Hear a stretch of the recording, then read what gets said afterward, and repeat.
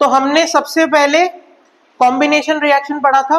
Combination reaction में हमने कौन कौन सी रिएक्शन देखी थी, अब तुम भी देखते जाना।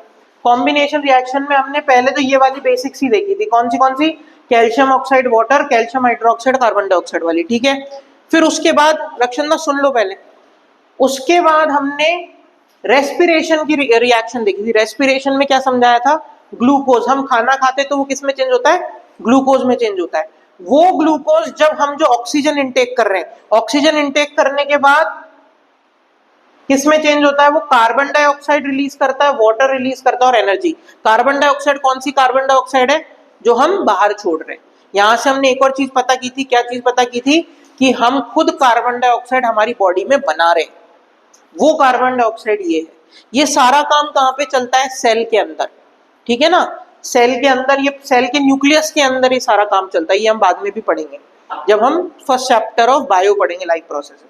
तो वाटर और एनर्जी रिलीज हुई, ये प्रोसेस एनर्जी जहां पे भी उस साइड में आ जाए तो कौन सा होता है, वो एक्सोथर्मिक प्रोसेस होता है। यहां से हमने इसकी डेफिनेशन देखी थी, एक्सोथर्मिक प्रोसेस कौन सा होता है, रिएक्शन कौन सा होता है, any reaction in which heat is released as a by product is known as exothermic reaction.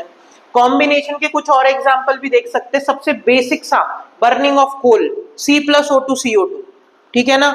और उसके अलावा burning of natural gas, natural gas को बर्न करने का कौन सा होगा, CH4+O2। CH4 क्या होता है बताना जरा कोई, CH4 को क्या बोलते हैं, कैल्शियम, कार्बन है, कार्बन हाइड्रोजन, बताओ कोई बता सकता है, CH4 को क्या बोलते हैं, मीथेन, सुना नहीं सुना कभी, CH4 क्या होता है, मीथेन। मीथेन को जब हम हीट करते हैं तो नेचुरल गैस का फॉर्मूला CH4 ही होता है, तो CO2+H2 रिलीज हो गया। वाटर वाला बहुत बेसिक सा, हाइड्रोजन में ऑक्सीजन ऐड करते तो क्या बन जाता है, पानी बन जाता है।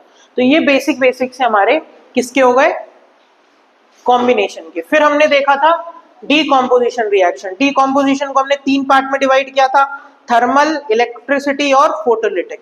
इसमें एंडोथर्मिक रिएक्शन की डेफिनेशन पढ़ी थी कि any reaction in which energy is required, हमको एनर्जी चाहिए, और energy is absorbed in the form of heat, light और इलेक्ट्रिसिटी। या तो हीट से बन सकता है, या लाइट से, या इलेक्ट्रिसिटी से। To carry out the reaction और टू ब्रेक द रिएक्टेंट, हम कर क्या रहे हैं, इस रिएक्टेंट को 2 पार्ट में तोड़ रहे हैं, इसको डीकॉम्पोजिशन रिएक्शन बोलते हैं। फिर हमने इन सब की रिएक्शंस देख ली थी, क्या क्या रिएक्शंस थी इनकी। थर्मल वाली कौन कौन सी थी हमारे पास, सबसे पहली थी थर्मल में हमने एक CaCO3, तो यही वाला बता दिया था, कौन सा वाला, यहीं से इसके बाद में जो CaCO3 यहाँ पे मेरे पास बना था, इसी को जब ब्रेक कर रहे हैं। अच्छा, एक कॉम्बिनेशन में बहुत इंपॉर्टेंट रिएक्शन बतानी रह गई, कौन सी वाली थी, लेड नाइट्रेट वाली, ठीक है ना। लेड नाइट्रेट बहुत इंपॉर्टेंट कंपाउंड है हमारी केमिस्ट्री में। लेड नाइट्रेट, लेड जो होता है Pb, उसकी वैलेंसी 2 होती है, इसलिए वो NO3 के ऊपर लग गया, और NO3 की वैलेंसी 1 होती है, इसलिए लेड के ऊपर कुछ भी नहीं लिख रखा। तो PbNO3 होल ट्वाइस में जब मैं पोटेशियम आयोडाइड मतलब Ki, K मतलब पोटेशियम, I मतलब आयोडाइड, इनको जब मैं रिएक्ट करा देता हूं तो लेड जो होता है वो तो आयोडीन के साथ लग जाता है, और नाइट्रेट जो होता है वो पोटेशियम के साथ लग जाता है। तो ऐसे कोई भी रिएक्शन जिसमें एक किसी के साथ लग गया, दूसरा किसी के साथ लग गया, उसको हम बोलते हैं डबल डिस्प्लेसमेंट रिएक्शन। अभी देखेंगे हम इसको। हम ऐसे भी बोल सकते हैं कि एक्सचेंज हो रहा है एक एक के साथ, एक एक के साथ, इसको और भी क्या बोलते हैं हम, एक्सचेंज ऑफ आयंस। तो ऐसे टाइप के रिएक्शन को डबल डिस्प्लेसमेंट या कॉम्बिनेशन भी बोल सकते हैं। अब देखो एक चीज समझो, मैं C+O2 को CO2 बता रहा हूं, इसको मैं कंबशन भी बोलता हूं और कॉम्बिनेशन भी बोलता हूं। तो यहां से एक चीज समझने की बात है कि कोई एक रिएक्शन जिसको मैंने किसी एक के एग्जांपल में दिया हुआ है, वो किसी और के एग्जांपल में भी आ सकता है। कॉम्बिनेशन में मैंने ये पढ़ा रहा हूं, फिर क्या बता रहा हूं, ये किसका एग्जांपल है, डबल डिस्प्लेसमेंट का भी है। तो यही कॉम्बिनेशन को मैं डबल डिस्प्लेसमेंट में भी यूज कर सकता हूं। समझ में आ गई बात। अच्छा, अब जब ये सब हो गया तो ये लेड तो किसके साथ आ गया, आयोडीन के साथ। अभी मैंने बताया लेड की कितनी वैलेंसी होती है, 2। तो देखो आई के साथ भी क्या आ गई वैलेंसी 2, और आयोडीन की 1 होती तो वो लेड के साथ लग गई, तो लेड आयोडाइड।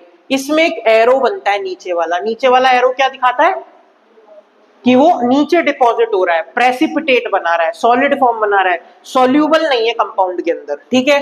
और आगे क्या दिखा रहा है ब्रैकेट में, एस, एस क्या बताता है कि वो सॉलिड कंपाउंड है, एल क्या बताता है लिक्विड कंपाउंड है, ए क्यू क्या बताता है एक्वस। एक्वस क्या होता है बताओ फिर सॉल्यूशन, सॉलिड और लिक्विड मिला के, और उसमें भी क्या बताया, जब सॉलिड के ऊपर मैंने पानी डाल दिया तो वो गीला हो गया, जैसे वेट होता है, तो वेट होने को हम क्या बोलते हैं एक्वस। समझ में आ गया, मतलब लिक्विड किसी को एक्वस बनाता है, समझ में आ गया, लिक्विड सॉलिड को क्या बना देता है एक्वस बना देता है। अब आगे बात समझ में, इस तरीके से, और क्या बनाया पोटेशियम नाइट्रेट एक्वस बना दिया। अब हम इसके बाद में डीकॉम्पोजिशन में तीनों देख लिए थे, थर्मल में हमने वापस देखो लेड नाइट्रेट का आ गया, लेड नाइट्रेट अकेला हो उसको अगर मैं हीट कर देता हूं तो लेड नाइट्रेट को हीट करता हूं तो क्या बनता है lead oxide plus NO2 plus O2। ये बहुत इंपॉर्टेंट है, बोर्ड में आया हुआ क्वेश्चन है। क्या बताया मैंने, लेड नाइट्रेट को जब मैं हीट कर देता हूं तो मेरे पास लेड तो आता ही आता है, उसके साथ में ऑक्सीजन आता है एक तो, प्लस नाइट्रोजन। अब देखो इसमें था ना NO3, तो ये NO3 किस में टूट गया नाइट्रोजन डाइऑक्साइड में, और बचा हुआ क्या ऑक्सीजन, ये दोनों गैस रिलीज होती है। उसमें से जो ये नाइट्रोजन डाइऑक्साइड गैस रिलीज हुई ये कौन से कलर की होती है, ब्राउन कलर की होती है, इसलिए जब हम देखेंगे तो ब्राउन फ्यूम्स निकलती है। देखो इसमें तुम्हारे डायग्राम भी दे रखा है इसका, ब्राउन फ्यूम्स कलर भी दिखा रखा है,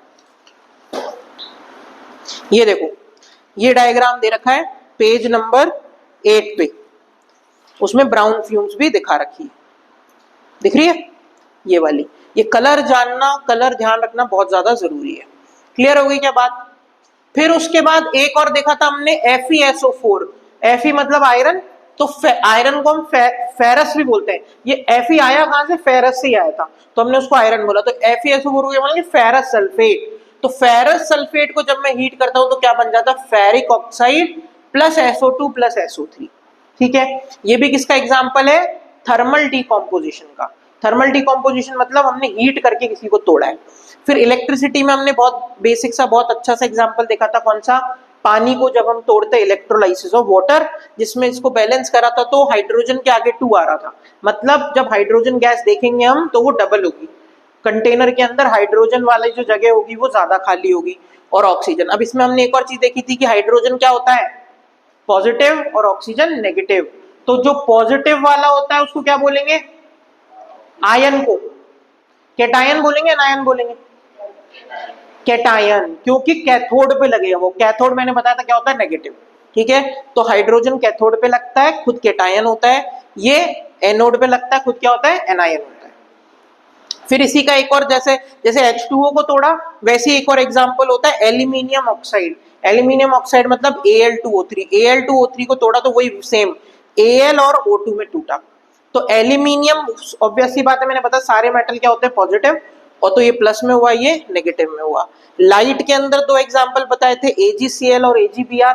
AgCl को सनलाइट में रखा तो Ag प्लस Cl2 बना, और AgBr को रखा तो Ag प्लस Br2, और Ag plus Br2 black and white photography में भी काम में आता है, और AgCl पहले व्हाइट कलर का होता है और Ag किस में चेंज हो जाता है ग्रे कलर में। इसमें मैंने तुमको समझाया था केमिस्ट्री में डायरेक्ट क्वेश्चंस नहीं आएंगे, ABCD टाइप आएंगे, इसलिए इनके ऑब्जर्वेशंस को अच्छे से पढ़ना समझना कि नेचर में हो क्या रहा है, हमको पता होना चाहिए कि लेड नाइट्रेट ले रखा है, लेड नाइट्रेट को हीट कर दिया तो क्या होगा, अच्छा लेड ऑक्साइड बन रहा होगा, नाइट्रोजन डाइऑक्साइड गैस रिलीज हो रही है जिसकी ब्राउन फ्यूम्स निकल रही है, ऐसे दिमाग में आना चाहिए, और एक ऑक्सीजन गैस रिलीज हो रही है। समझ में आ रही है बात। अब दिमाग लगा के अब एक नई चीज बताता हूं तुमको, देखो 2 गैस बताई है मैंने, एक मैंने तुमको चीज क्या बताई थी, मैक्सिमम केसेस में कहीं पे भी ऑक्सीजन ऐड हो रही हो, हम ऐड कर रहे हो C प्लस O2 CO2 हम ऐड कर रहे हैं, यहाँ पे कंबशन हो रहा है C प्लस O2 के अंदर हम ऐड कर रहे हैं, तो जब भी ऑक्सीजन ऐड हो रही हो तो वो ऑक्सीजन ऐड होने का मतलब क्या है, क्या डिपिक्ट कर रही है वो, तुम बताओ, ऑक्सीजन अगर मैं ऐड कर रहा हूं तो इसका मतलब क्या है,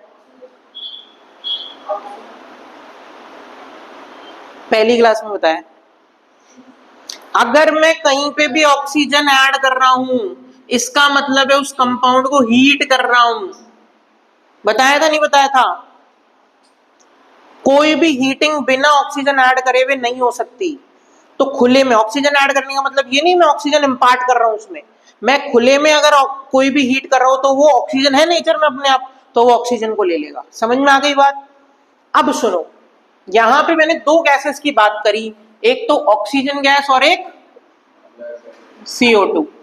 अब लिख लो, कॉपी खोल लो, ये मिटा दूं पूरा, इसकी फोटो भेज दूंगा, अगर कुछ रह रहा हो तो वो लिख लेना। अब एक चीज लिखो,